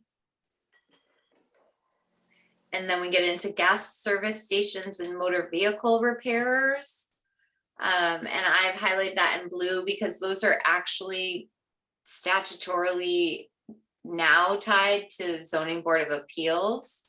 And we've made some mention of that in our old regs. You know, so I don't know that we even, it's informative for the general reader, right? So we should leave it there. Okay, great. And then we get apartment use in a business building. 1985. That's how long that's been there. Okay. It's in our regs. We have to leave it there. It was an amendment. Great. And then we've pulled in, so Cornwall Plains zone, Cornwall Plains and the town and special use zone, it's a zone. It doesn't actually operate as an overlay. So I've pulled it into the use chapter. It has not lived there. It's sort of been on its own elsewhere. And there's a section about it that does touch upon uses. So my thinking as a part of the organization is to, because it functions as a zone, to bring it into our use chapter. Yes. Great. It's logical. Okay, so the zone is established to allow productive reuse of large institutional buildings located in the village center. Only uses that generate a volume and type of traffic compatible with the residential character of the village center and the safety of residents shall be permitted. This is a zone that has a more recent history, Janelle. We used to have a private high school in Cornwall Plains, Marvelwood School. Yeah. And when they left to move to Kent, they left behind big institutional buildings. And so this special zone was created partly to, as they say, productive reuse of Yeah. those buildings. Yep, yeah, I was aware of that history and the adaptive reuse of a lot of those buildings. So subject to site plan approval, and this is within our current regulations. We have town buildings, we have town parks and playgrounds, and minor home businesses. This is adding minor home businesses because they're subject to site plan in any other zone. Yep, that's helpful. Cornwall Great. Plains is a residential zone, even though it's not labeled specifically as such. Great. And then we get into special permit uses permitted in Cornwall Plains. So we have the public utility lines. This is all from page 17 of the current regulations. Libraries, churches, educational, religious, philanthropic uses, excluding correctional institutions operated by a nonprofit corporation or governmental entity. We've seen that language before. Then added in major home businesses just to align with the current regulations. And then we have town or nonprofit sponsored affordable housing.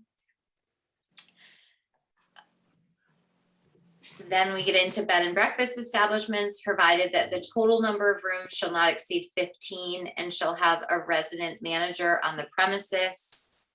That's pulled from the current regs.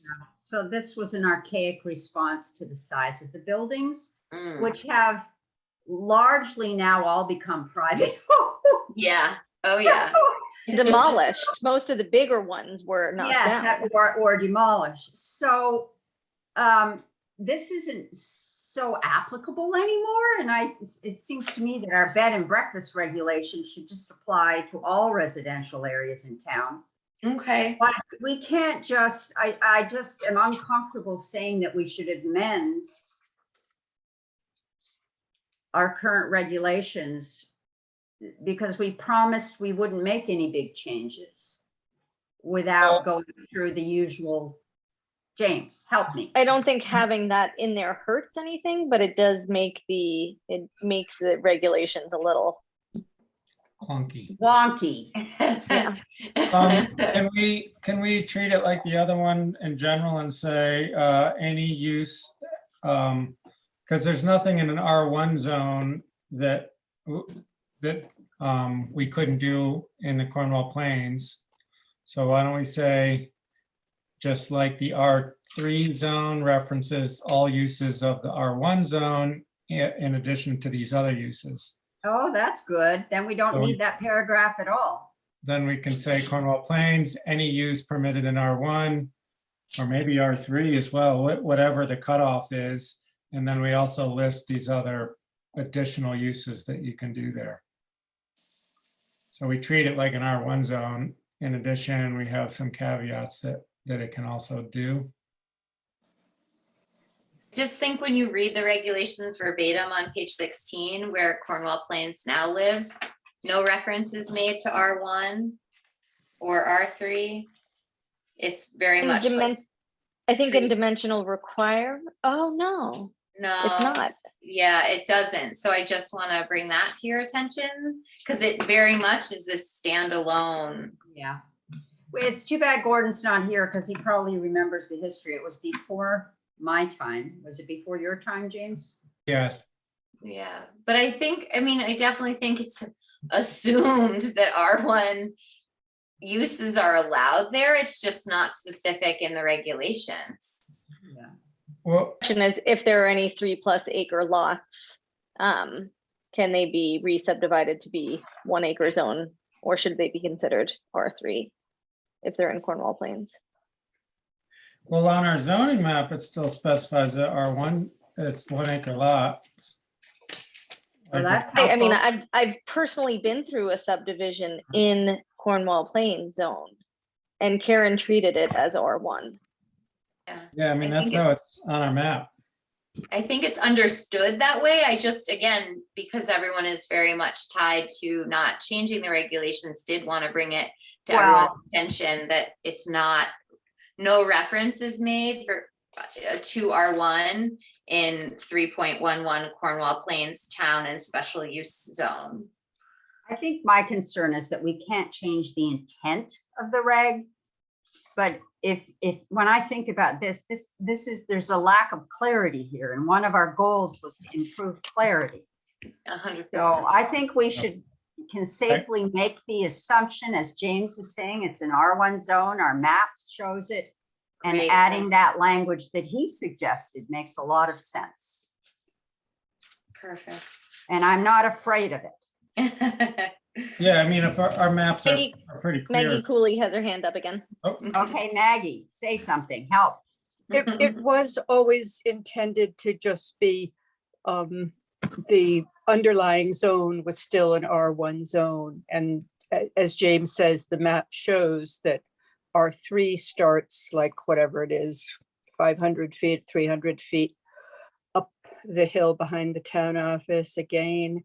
But everything that was in the CP zone was already what was rated R1 to begin with. Great. Maggie, wasn't- could we pay you a consultant's fee to show up at every meeting from now on, please? You've been coming so regularly. Thank you. Yeah. Yeah. If I remember things, that's the problem. Well, we Well, have a lot in common. I think this is a really important time too, to make sure that the intent of things is written somewhere so that it gets passed along. Yes. Yeah. So that's great. That's really helpful. So all of the uses permitted in R1 will also carry over to Cornwall Plains Town and Special Use Zone. And I'll add that language. Okay. Our current bed and breakfast regulation limits it to 6. Mhm. So I think this is another case of failure to update when an amendment was made. Because it had been 3 and we passed an amendment to increase it to 6. Mhm. Remember that, James? Oh, yeah. Catherine Tatke's place. Yep. So That wasn't that I long just, ago. I don't understand this. Well, I do understand where we shall not exceed 15, but it's just not even a fee. There are no 15-bedroom homes anywhere in Cornwall right now. The largest homes have up to 7. So let's just cross it all out. Okay, and then bed and breakfast establishments will be further explained when we do get to the special provision section. Right. Yeah, great. And then finally, last item, and this is small, I can enlarge it, but it was a request to add a table so that this can be not only read with the words that we all just poured over for a little over an hour, but that one can glance at a table and then understand if something is allowed, the permitting process, and this just reflects what's written in the current regulations in this more visual form. I like it. And you did write personal service establishments on the table. I'll comb through everything for that. I love the consistency. Like to Christine's earlier point, where one thing is done to make sure it's just consistently done the same way throughout. Yeah, yes, I agree. And the same goes with, the ampersand will carry that through. But everyone, if you can take a moment and kind of look at this closely on your own, and let me know. So this was definitely taken from what's written in the regulations. You'll see there's blank spaces, and those blanks are just saying, it's not allowed, rather than Xing them out, just leaving them open. Was my approach. But if anyone's combing through them and notices something that's either not clear or not correct, please just let me know. I know it takes just like reviewing it on your own and reflecting back on the regs. I don't expect to, at the glance at it, to be able to point things out specifically. No, that was my only question, was about the blanks, since the X's are prohibited. but I don't see many of those on the chart, if any. I'm Then glad there's you, I'm glad you, Blank, so yeah. that kind of would, if I looked at it, I would wonder, does that mean it is or it isn't? I'm glad you bring that up because I've thought about asking and the commission about, because prohibited uses do get mentioned in the current regulations. It's very, very short. The section on prohibited uses, it mostly discusses hazardous materials. The thought about whether we want to talk about prohibited uses within our use chapter came to mind. And then where there are blanks is where the regulations don't mention about allowing something. So it's understood that it's then not allowed, if that makes sense. Right. But it's not prohibited, saying nowhere. I should actually probably take prohibited out of the key, because nothing within the chart Yeah. is falling into that. You're absolutely Well, prohibited zone. I'm going to say something for Michelle's sake and remind all of the commissioners that all zoning regulations in Connecticut are called permissive, Right. which is a difficult term to comprehend. What it means is that if you haven't specifically said it's permitted or allowed, you can't do it. So Right, there should be an X in all of these boxes that are blank, because we haven't specifically made a provision for them.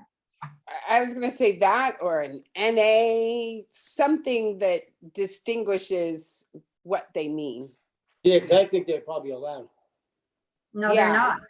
Yeah, I They're not. understand that, but, you know, But by not- glancing Yeah. at it, it makes you Oh, I wonder. see. It's I not get by it. right, it's not by a permit, but I probably can do it and nobody's gonna care because it doesn't have an X in it. Because they Got didn't put it. anything in that box, yeah.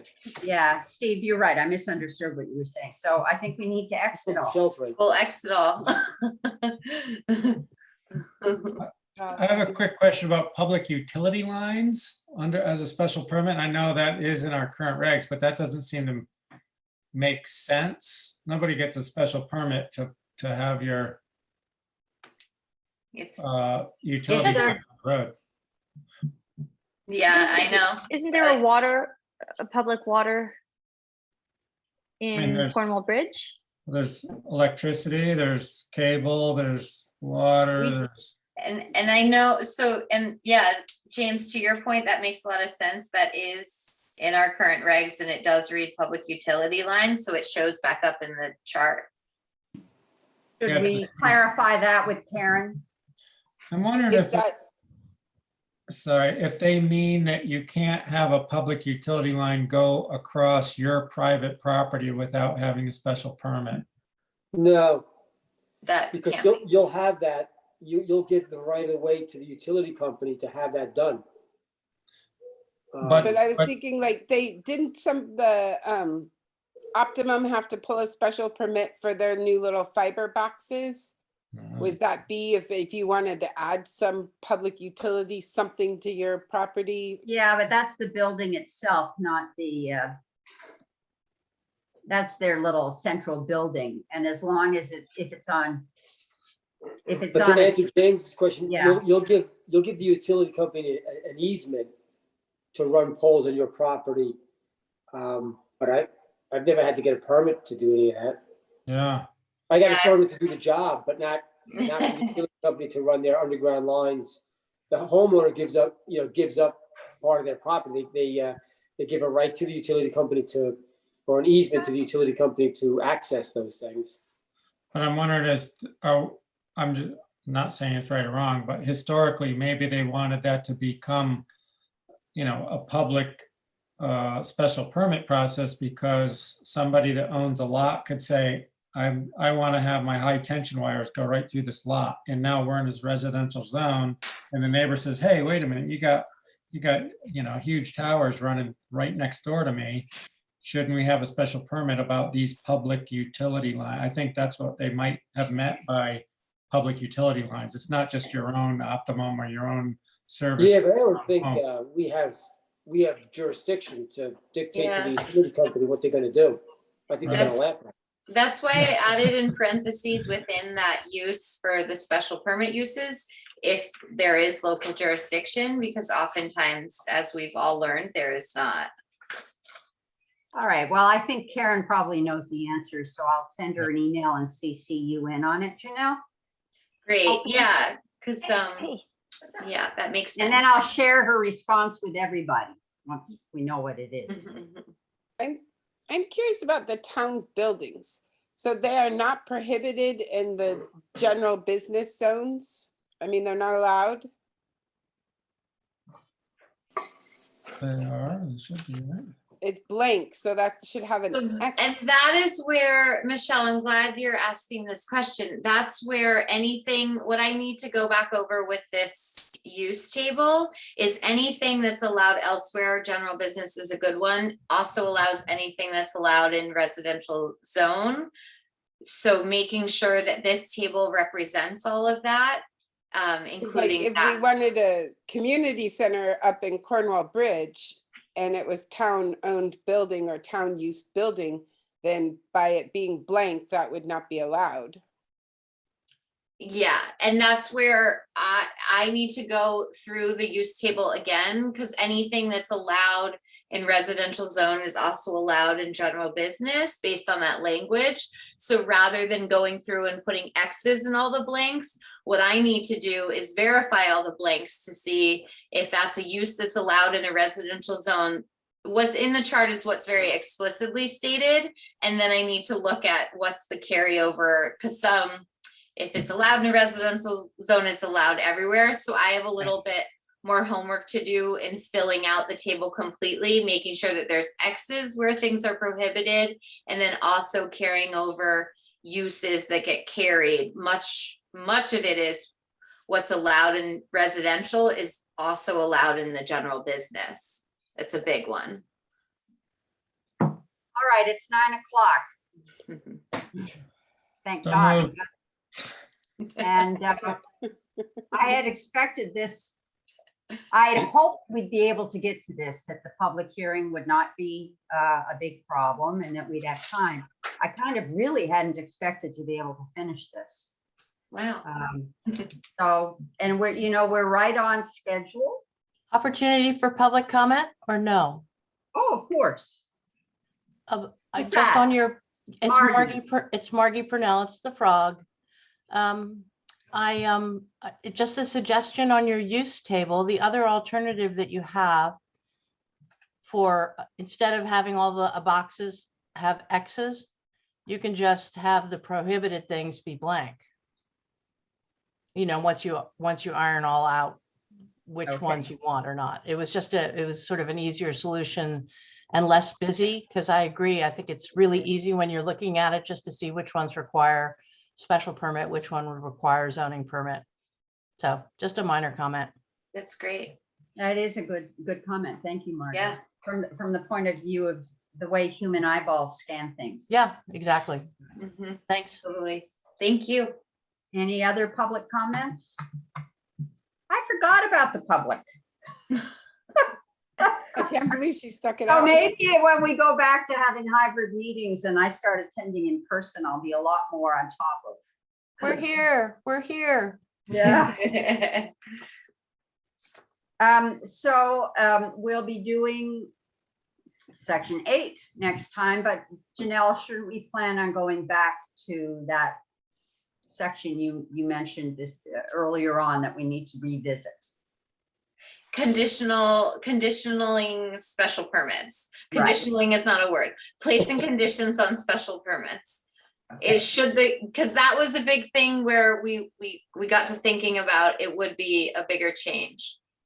Okay, so Whether we'll send that, I'll send that specific part out again before the Great. next meeting. Yeah, and there'll be, so conditions on special permits, the use table all ironed out based on our discussion and other updates. And then we will move in the direction of overlay zones. Yeah. The overlooked. That's overlay. that'll be a long one. And we'll Mhm. have Yeah. a lot. The Housatonic River overlay zone section pops up in many different spots. Yes. Yeah.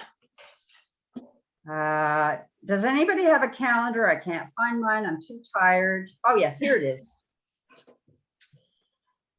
The next meeting date will July be July 12th. Thanks. So I'll take a motion to adjourn. So moved.